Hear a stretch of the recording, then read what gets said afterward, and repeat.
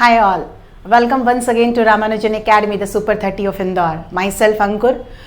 Basic concept of chemistry हम लोग deal कर रहे थे। 3 वीडियोस हम लोगों ने देख लिए। आई होप कि आप लोगों ने सभी ने अच्छी तरीके से वीडियोस को देखा होगा। जो प्रैक्टिस क्वेश्चंस मैंने आपको दिए थे वो आपने सॉल्व किया होगा। यदि आपको और प्रैक्टिस क्वेश्चंस चाहिए तो आप बिल्कुल कांटेक्ट कर सकते हैं, आपके पास और क्वेश्चंस आ जाएंगे। आज हम लोग 4th लेक्चर की तरफ प्रोसीड कर रहे हैं, बेसिक कंसेप्ट ऑफ केमिस्ट्री। और जैसा मैंने आपको लास्ट वीडियो में बोला था कि हम सबसे इम्पॉर्टेंट पोर्शन को आज हम डील करने वाले हैं, जो केवल 11th नहीं, पूरे जितने लोग जेई और नीट की तैयारी कर रहे हैं सबके लिए ये चैलेंजिंग टॉपिक होता है। आप किसी से भी पूछेंगे, नीट स्टूडेंट से पूछेंगे, 11th क्लास के स्टूडेंट से पूछेंगे कि सबसे डिफिकल्ट टॉपिक क्या है केमिस्ट्री में, या किस लिए केमिस्ट्री दिक्कत देता है, तो वो बोलेंगे मोल कंसेप्ट। ठीक, तो आज हम लोग जो एक टॉपिक लेने वाले हैं that is mole concept. Very very very important topic, क्योंकि इसके बिना आप केमिस्ट्री को आगे प्रोसीड नहीं कर सकते हैं। That is most important part. और सबसे बड़ी बात, हम इसे बहुत आराम से, बहुत कंफर्टेबली हम इसे डील करेंगे। आप जब इसे पढ़ेंगे तो आपको भी एक दिमाग में एक क्वेश्चन आएगा, ये डिफिकल्ट चैप्टर कैसे हो सकता है। तो it is very very very easy. Okay, तो लेट्स स्टार्ट।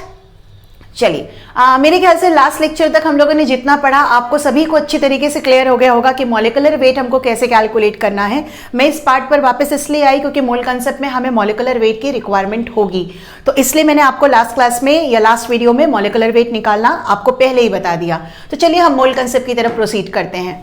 आपको टर्म दिख रहा होगा, इट इज मोल। तो पहले मोल को आगे बढ़ने से पहले, सबसे पहले आपने ना इसे 9th स्टैंडर्ड में भी देखा होगा। 9th स्टैंडर्ड में 4th चैप्टर में था ये आपका मोल कंसेप्ट वाला पार्ट।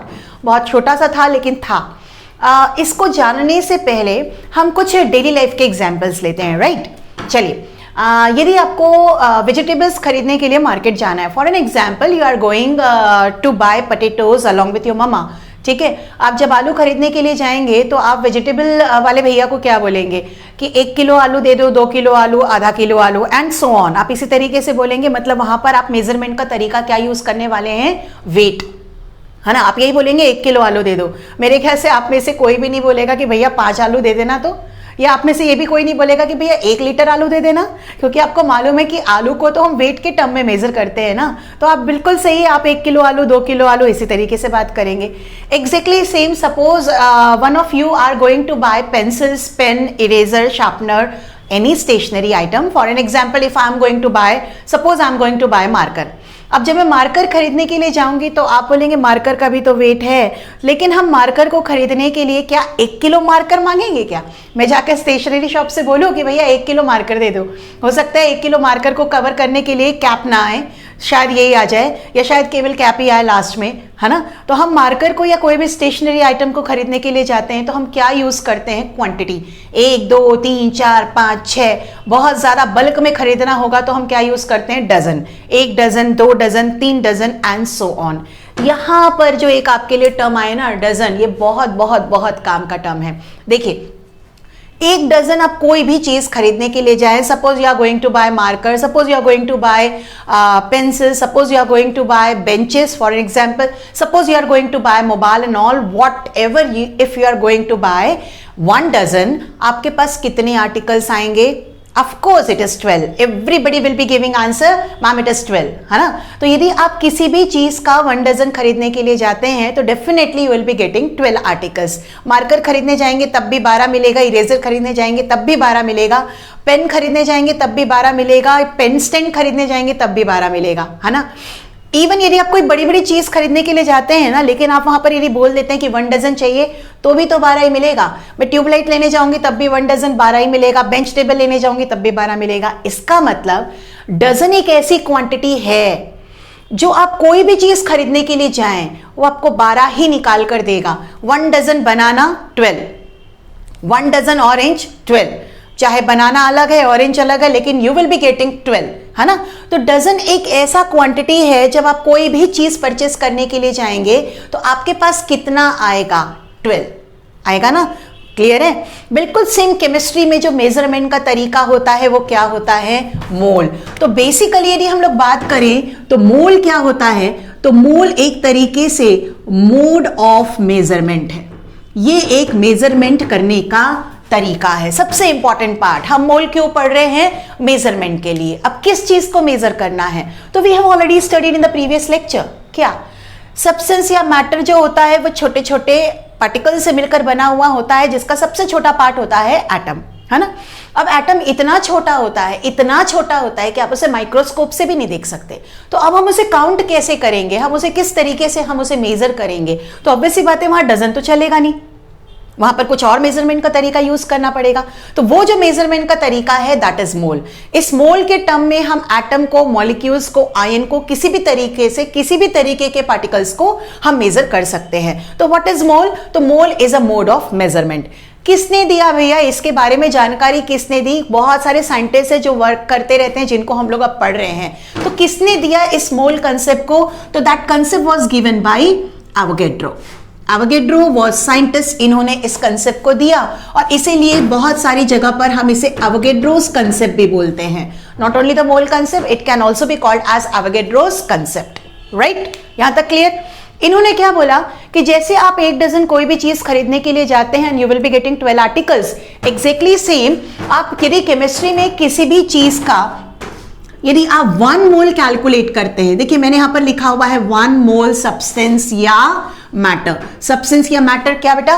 कि कोई भी चीज जो मास कवर करती है, जिसका वॉल्यूम होता है, that is considered as substance और अ मैटर। तो आप किसी भी चीज का यदि 1 मोल लेने के लिए जाते हैं तो it will be equivalent to, ये इक्विवेलेंट का साइन होता है, ठीक है, डबल हैश इक्वल, ये इक्विवेलेंट। व्हाई? क्योंकि इसका तरीका अलग है, इसका तरीका अलग है। तरीका का मतलब है मेजरमेंट, ये मोल के टर्म में जा रहा है, हम यहां नंबर के टर्म में लेंगे, तो हम इसे क्या लिखते हैं? इक्विवेलेंट। तो 1 मोल ऑफ सब्सटेंस और a matter it is equal to या equivalent to 6.023 into 10 power 23 particles. आया? क्लियर हुआ? यदि हमको कंफ्यूजन हो तो मोल की जगह पर देखो डजन रखो। जैसे 1 डजन 12 आर्टिकल के बराबर होता है, सेम तरीके से 1 मोल 6.023 इंटू 10 पावर 23 पार्टिकल्स के बराबर होता है। और इस नंबर को, चूंकि एवोगैड्रो भैया ने काम किया था इस पर पूरा, तो चूंकि एवोगैड्रो ने काम किया था तो ऑब्वियस सी बात है इस नंबर को उन्होंने क्या बोला, या क्या बोला गया बाद में, इसे बोला गया एवोगैड्रोस नंबर, और जिसे शो कर दिया गया कैपिटल NA। कैसे? एवोगैड्रो नंबर, ठीक है। और इसकी वैल्यू क्या है? तो that is 6.023 into 10 power 23 particles. तो इन्होंने क्या बोला कि जैसे हम 1 डजन में 12 आर्टिकल लेते हैं, बिल्कुल सेम तरीके से यदि आप किसी भी सब्सटेंस या मैटर का 1 मोल की बात कर रहे हैं तो वो 6.023 इंटू 10 पावर 23 पार्टिकल्स देगा। आप 1 मोल बनाना खरीदने के लिए जाएंगे तो इतना बनाना मिलेगा, लेकिन हम इतने बनाना का करेंगे क्या, है ना। तो आप 1 मोल कोई भी सब्सटेंस या मैटर लेने के लिए जाएंगे तो वो इतने पार्टिकल देगा। अब हमें पता है कि सब्सटेंस या मैटर, प्योर सब्सटेंस या मैटर कितनी तरीके का होता है? 2, एक एलिमेंट और एक कंपाउंड। याद करिए, सब पढ़ा है अपन ने फर्स्ट लेक्चर में। तो बिल्कुल सेम पार्टिकल्स भी आपके पास कितनी तरीके का होगा? 2। कौन कौन सा होगा? एक एटम्स होगा और एक मॉलिक्यूल्स होगा, यही तो होगा ना, और तो कुछ होगा नहीं। अब यदि मैं एलिमेंट के बारे में बात करूंगी तो element is made up of atoms, तो डेफिनेटली एलिमेंट किससे कॉन्स्टिट्यूट करेगा? एटम से कॉन्स्टिट्यूट करेगा। और सेम कंपाउंड किससे कोरिलेटेड होगा? It is correlated with molecules, right. तो यदि हम एलिमेंट खरीदने जाएंगे तो we will be getting the atoms of that element, और यदि हम कंपाउंड खरीदने जाएंगे तो will be getting the molecules of that compound, right. यहां तक क्लियर हो गया सभी को? ठीक। तो ये हम लोगों ने एक बेसिक लिया। चलिए अब हम इसी को आगे प्रोसीड करते हैं पूरी तरीके से डिटेल में। हमने लिया 1 मोल, आप कोई भी चीज, कोई भी पार्टिकल, कोई भी सब्सटेंस खरीदने के लिए जाएंगे तो वो आपको कितना देगा? वो आपको देगा 6.023 इंटू 10 पावर 23 पार्टिकल्स। अब देखिए मैं इसे बाइफर्केट करती हूं। हम यदि 1 मोल एलिमेंट के बारे में बात करेंगे, एलिमेंट का मतलब जो एक ही टाइप के एटम से मिलकर बना हुआ है, जूनियर क्लासेस से आप इसके बारे में पढ़ रहे हैं, किसके बराबर होगा ये? 6.023 into 10 power 23 atoms of that element. It's clear? आया? ठीक है। इसी को हम अप्रॉक्सी, जब हमको केमिस्ट्री में कैलकुलेशन करना रहता है, केमिस्ट्री में कैलकुलेशन का आई मीन टू से जेईई और नीट के पॉइंट ऑफ व्यू से यदि आपको कैलकुलेशन करना रहता है तो हम इसे अप्रॉक्सी 6 इंटू 10 पावर 23 लेकर चलते हैं, 0.023 को हटा देते हैं। मैं एग्जाम्पल ले रही हूं, यदि हम 1 मोल सोडियम लेने के लिए जाते हैं, ठीक है, तो किसके बराबर होगा ये? 6 into 10 power 23 atoms of sodium. हो गया। यदि आप 1 मोल कैल्शियम लेने के लिए जाते हैं तो किसके बराबर होगा? 6 into 10 power 23 atoms of calcium. Like एकदम सेम, आपने 1 डजन बनाना लिया तो you will be getting the 12 bananas, है ना। आपने 1 डजन ऑरेंज लिया तो you will be getting 12 oranges. 12 is fix, लेकिन जो आर्टिकल है वो चेंज होता जा रहा है जो आप खरीदना चाह रहे हैं। सोडियम लिया तो सोडियम के एटम मिले, इतने ही। कैल्शियम लिया तो कैल्शियम के एटम मिले, लेकिन क्वांटिटी फिक्स रहेगी। सेम यदि मैंने सपोज सिल्वर ले लिया तो मुझे सिल्वर के एटम्स मिलेंगे, लेकिन कितने मिलेंगे? बिल्कुल सेम, इतने ही मिलेंगे। बिल्कुल सही बोला। आ गया? क्लियर हुआ? ये हमने एलिमेंट के बारे में बोला। बिल्कुल सेम कंपाउंड भी तो हो सकता है सब्सटेंस के तौर पर। अब वहां पर भी क्या रहेगा? ये वैल्यू तो फिक्स है। आप कद्दू खरीदने जाएंगे 1 डजन तो भी आपको 12 ही कद्दू मिलेगा, चाहे आप इतना बड़ा खरीदे। आया? तो बिल्कुल सेम कंपाउंड इज अ कद्दू, इतना बड़ा खरीदने के लिए जा रहे हैं आप, लेकिन क्वांटिटी तो उतना ही मिलेगी, 6 into 10 power 23, but now it is molecules of that compound. आया? जैसे यदि मैंने एग्जाम्पल लिया कि मुझे 1 मोल वाटर खरीदना है, या 1 मोल वाटर में कितने मॉलिक्यूल्स होंगे? सपोज योर क्वेश्चन इज, या कहीं पर क्वेश्चन आता है कि 1 मोल पानी में पानी के कितने मॉलिक्यूल्स हैं, तो it is 6 into 10 power 23 molecules of water. आया? क्लियर? यदि हम यहां पर 1 मोल CO2 की बात करते हैं तो इसमें भी कितने होंगे?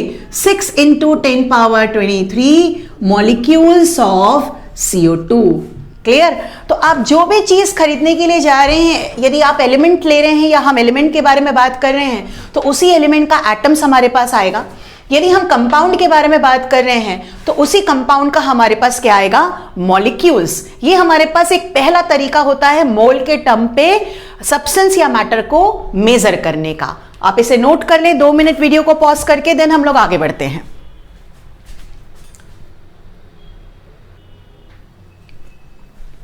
ओके, आप सभी ने नोट कर लिया होगा, यहां तक आपको क्लियर भी हो गया होगा कि मोल क्या बता रहा है।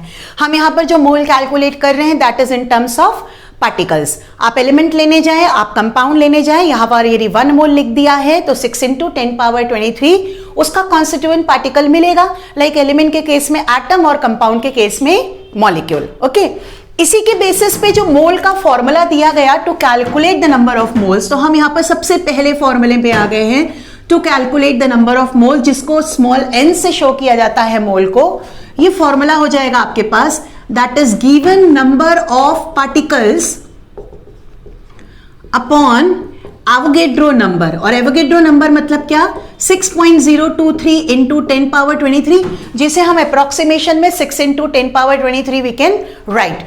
पार्टिकल्स का मतलब क्या हो गया? हमारे पास 2 पार्टिकल्स होंगे, या होगा एटम्स और या होगा मॉलिक्यूल्स। मॉलिक्यूल्स किस केस में होगा? जब हम कंपाउंड के बारे में बात करेंगे, और एटम्स किस केस में होगा? जब हम एलिमेंट के बारे में बात करेंगे। तो we are having the first formula to calculate the number of moles, that is given number of particles divided by Avogadro number। यदि आप फॉर्मूले को याद ना करें तो मैं बिल्कुल डेली लाइफ में जो हम लोग कैलकुलेट करते हैं उसी के बेसिस में मैं आपको बता रही हूं। Again we come on to the dozen. ठीक है, for an example my question is, I am having 48 oranges. I repeat, I am having 48 oranges. How many dozen I am having? कितना डजन है मेरे पास? यदि मेरे पास 48 ऑरेंजेस है तो यूं जवाब देंगे आप, 12 से डिवाइड करेंगे और बोलेंगे मैम 4 डजन, है ना। मैंने आपसे क्वेश्चन पूछा कि कैसे निकाला, तो what you have done, 48 oranges को 12 से डिवाइड कर दिया। 12 से ही क्यों डिवाइड किया? क्योंकि 1 डजन में 12 होता है। देखो यही कहानी यहां पर है। ये है आपके पास गिवन नंबर। लाइक अभी मैंने ऑरेंजेस का एग्जाम्पल दिया, तो ये गिवन नंबर ऑफ ऑरेंजेस। यहां पर एवोगेड्रो से डिवाइड कर रहे हैं क्योंकि 1 मोल में इतने पार्टिकल्स होते हैं।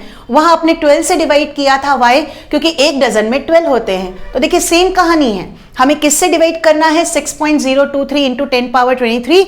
इसी को हम बोल सकते हैं 6 इंटू 10 पावर 23, यदि हमको अप्रोक्सीमेशन में जाना है तो राइट। तो इस फॉर्मूले से आप मोल्स कैलकुलेट कर सकते हैं। ठीक है, अब मैं इसी को दूसरे तरीके से क्वेश्चन पूछती हूं। Suppose you are having 5 dozen of oranges. Now how many oranges you are having? 5 dozen of oranges. How many oranges you are having? यूं आंसर देंगे फिर से आप। कैसे? 5 को 12 से मल्टीप्लाई कर देंगे और बोलेंगे ma'am I am having 60 oranges. बिल्कुल सही है, 5 को 12 से मल्टीप्लाई कर दिया। सेम कहानी देखिए, यदि मुझे मोल का नंबर दे दिया गया है और मुझे पार्टिकल निकालना है, तो मुझे इन दोनों को मल्टीप्लाई करना पड़ेगा, then only I will be getting the number of particles, right. Same कहानी में हम चल रहे हैं, डजन निकालना है तो आप डिवाइड करेंगे, और पार्टिकल निकालना है तो you have to go for the multiplication with Avogadro number, okay.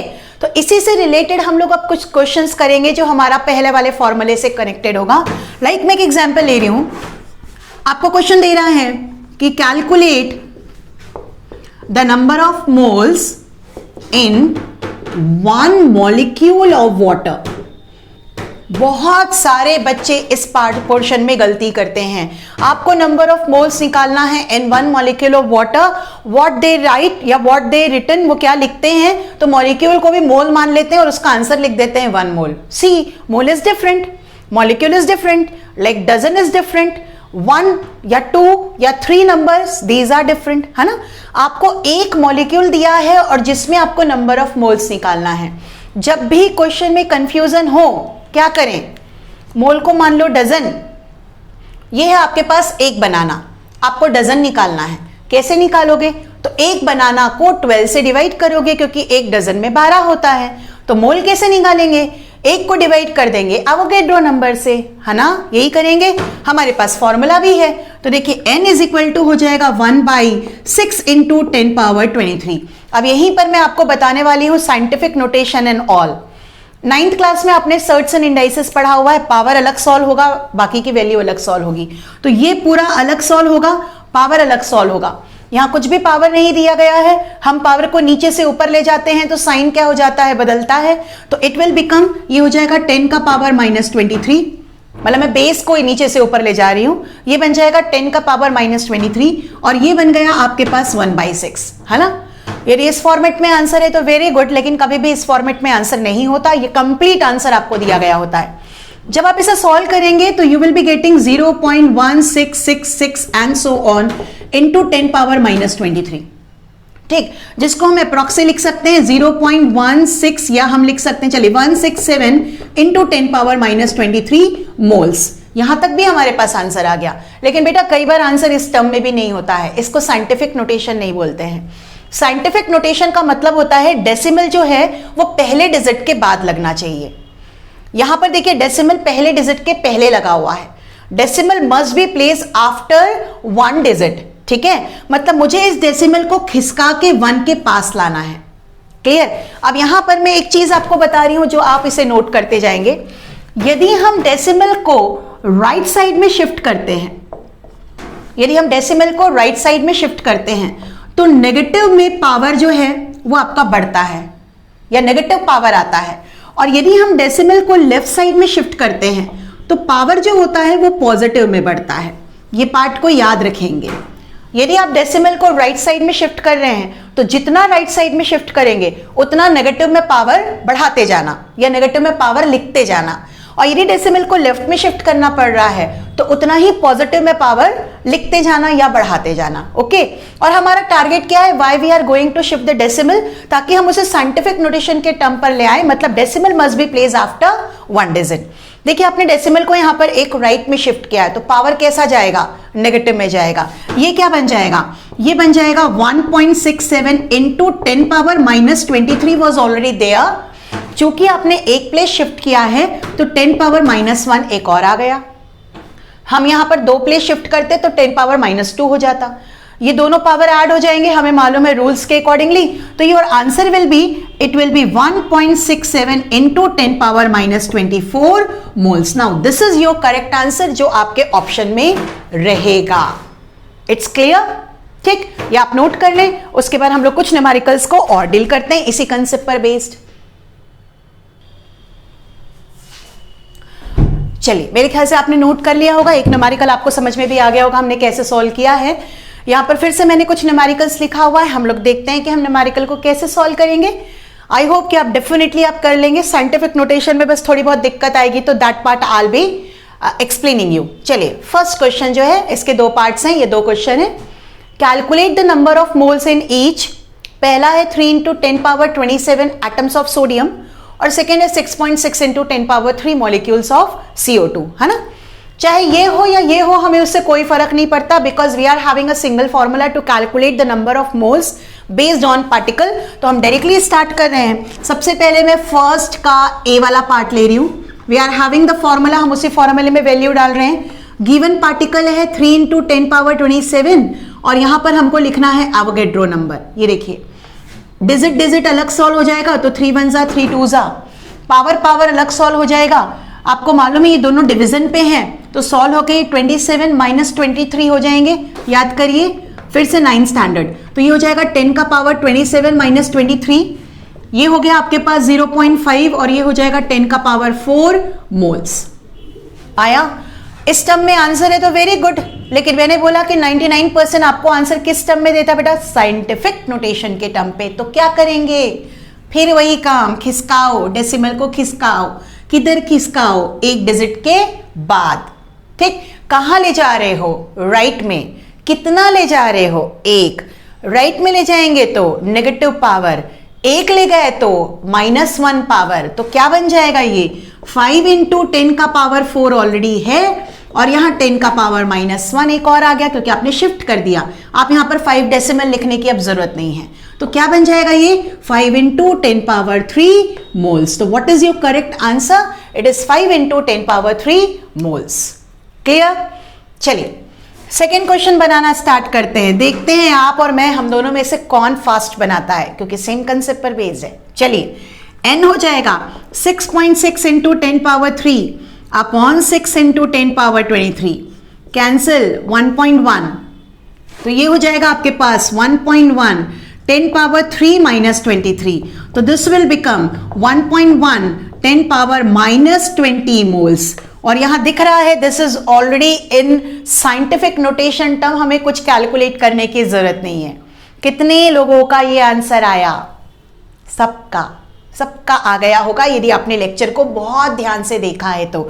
C nothing we have done, कुछ भी नहीं करना था, यहां तो साइंटिफिक नोटेशन भी नहीं चाहिए था, है ना। चलिए now we come on to the second question. आपको कैलकुलेट करना है number of molecules in 2/5 moles of water. अब यहां पर यदि कंफ्यूजन होता है बच्चों को कि मैं इसे मल्टीप्लाई करूं कि डिवाइड करूं, तो कुछ नहीं करना है, मोल की जगह रख दो डजन। और सोचो आपसे कोई क्वेश्चन पूछता है कि 1 डजन में कितने ऑरेंज, क्या करोगे? मल्टीप्लाई। आपसे कोई पूछता है कि इसमें कितने डजन, तो क्या करोगे? डिवाइड। बस वही कंसेप्ट तो लगाना है। इतने डजन में कितने हैं, तो क्या करें? मल्टीप्लाई कर दें। तो हमारे पास सेकेंड क्या हो जाएगा? Number of molecules that is equal to 2/5 और किससे मल्टीप्लाई कर दें? ऑफ कोर्स एवोगैड्रो नंबर से। ये देखिए हो गया, ये हो जाएगा 12/5 इंटू 10 पावर 23। सॉल्व करेंगे तो your answer will be 2.5 into 10 power 23 molecules. Right? Clear? ठीक, तो इस तरीके से हम लोगों ने मोल कंसेप्ट का पहला कंसेप्ट पढ़ा है जो पार्टिकल पर बेस्ड है, कि यदि आपको मोल दिया है तो आप उसे पार्टिकल में कैसे कन्वर्ट करेंगे, और पार्टिकल दिया है तो ऑफ कोर्स मोल कैसे कन्वर्ट करेंगे। तो आई होप कि आपको यहां तक का पूरा पार्ट क्लियर हो गया होगा। ठीक है, ये नोट कर लें आप जल्दी।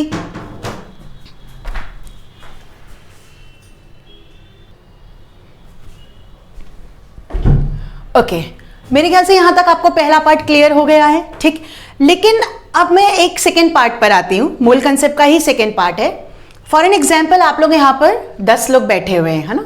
मैंने आप सभी को कुछ अमाउंट दिया और सभी को बोला कि you all go to the market and you all buy 1 dozen bananas. आप सभी को 1 डजन बनानास खरीद के आना है। ठीक है, जब आप सबके सब जाएंगे 1 डजन बनाना खरीदने के लिए, तो everybody will be getting 12 bananas. छोटे बड़े कैसे भी साइज के होंगे, but you will be getting 12 bananas. Okay, now the my question is, आप लोगों को 10 लोगों को मैंने मार्केट भेजा है और 10 लोगों ने 1 डजन बनाना लेकर आए हैं, है ना। क्या वो सारे का वेट सेम होगा?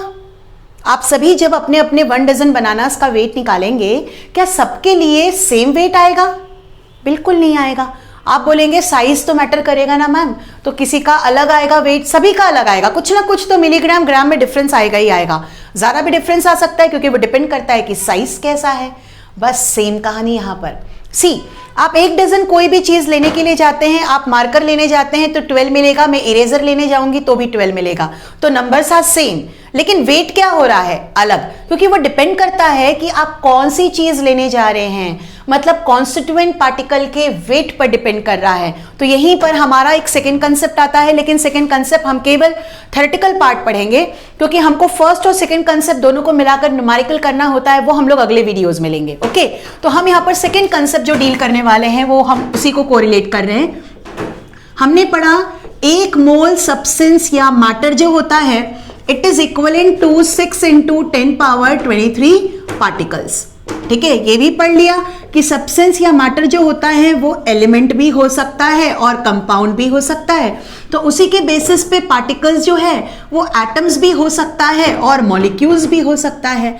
एलिमेंट एटम से मिलकर बना, कंपाउंड मॉलिक्यूल से मिलकर बना। यहां तक तो कोई दिक्कत नहीं है, क्योंकि ये कुछ भी लेते जाओ ये तो फिक्स रहेगा, है ना। लेकिन अभी मैंने बताया आपको वेट तो अलग होगा, क्योंकि वो डिपेंड करता है कि आप कितना छोटा कितना बड़ा क्या लेकर आ रहे हैं। तो it will be equivalent to atomic weight और मॉलिक्यूलर वेट। अब आया समझ में कि हमने थर्ड वीडियो में मॉलिक्यूलर वेट निकालना क्यों सीखा। देखो यहां जरूरत पड़ेगी। एटॉमिक वेट मतलब जो मैंने आपको लिस्ट दी थी, आपको उनका वेट्स मालूम होना चाहिए। तो दैट इज एटॉमिक वेट और मॉलिक्यूलर वेट। एटॉमिक वेट किससे कोरिलेटेड होगा? ऑब्वियस सी बात है एलिमेंट। देखो एटम का वेट मतलब एलिमेंट से कनेक्टेड हो गया, और मॉलिक्यूलर वेट किससे कनेक्टेड होगा? ऑब्वियस सी बात है कंपाउंड से कनेक्टेड। आ गया? तो एक मोल सब्सटेंस या मैटर में पार्टिकल का नंबर तो फिक्स रहेगा, लेकिन एटॉमिक वेट या मॉलिक्यूलर वेट क्या होता जाएगा? चेंज होता जाएगा। क्यों चेंज होता जाएगा? क्योंकि हर एलिमेंट के एटम का वेट अलग अलग होता है। राइट? लाइक मैं एग्जाम्पल ले रही हूं, आप इसे नोट कर लें 2 मिनट। चलिए मैं एग्जाम्पल ले रही हूं। सपोज मैंने एग्जाम्पल लिया 1 मोल सोडियम। जहां 1 मोल बोला तुरंत लिख देना है आग बंद करके 6 into 10 power 23 atoms of sodium. Sodium लेने के लिए जाओगे, सोडियम की डिमांड करोगे तो सोडियम ही मिलेगा ना, यूरेनियम थोड़ी ना पकड़ाएगा। तो 6 into 10 power 23 atoms of sodium आ गया। लेकिन अब इसका वेट कितना लिखेंगे बेटा? 23 ग्राम्स, क्योंकि सोडियम का मैंने आपको याद करिए एटॉमिक वेट क्या बताया था लास्ट वीडियो में, 23 ग्राम्स। आ गया?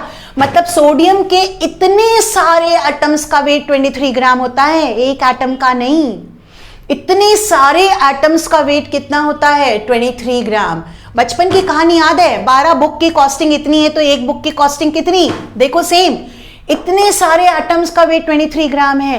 Can you calculate the weight of single atom? बिल्कुल सही है। इतने एटम का वेट इतना ग्राम, तो एक का कितना? डिवाइड करोगे, निकल जाएगा आपके पास आंसर। हालांकि हम बाद में प्रोसीड करने वाले हैं। क्लियर हुआ? क्योंकि सोडियम का एटॉमिक वेट कितना होता है? 23 ग्राम।